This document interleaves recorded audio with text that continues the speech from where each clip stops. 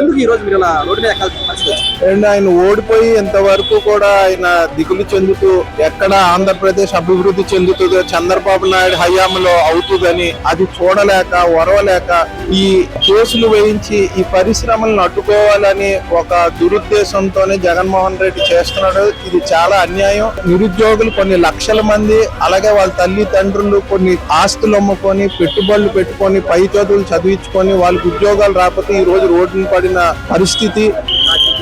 లోకేష్ గారు కష్టపడి తీసుకొచ్చారు. తీసుకొస్తుంటే ఎందుకు కట్టుకుంటున్నారు జగన్మోహన్ రెడ్డి?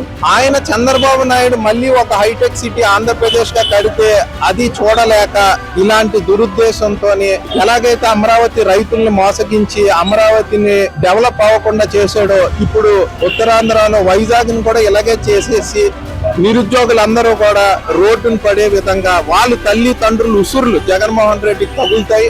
మీకు ఏమాత్రం చిత్తశుద్ధి ఉంటే జగన్మోహన్ రెడ్డి నువ్వు దయచేసి ఇది స్వాగతించి నీకు తెలిసిన కంపెనీలు ఏమన్నా ఉంటే నువ్వు గవర్నమెంట్ చూసి ఇచ్చాలి. నీకు ఏమాత్రం చిత్తశుద్ధి ఉంటే స్వాగతించు, కంపెనీలో వచ్చే విధంగా ప్రోత్సహించు. నీకు ఏమన్నా ఉంటే సూచనలు గవర్నమెంట్ కి ఇవ్వండి.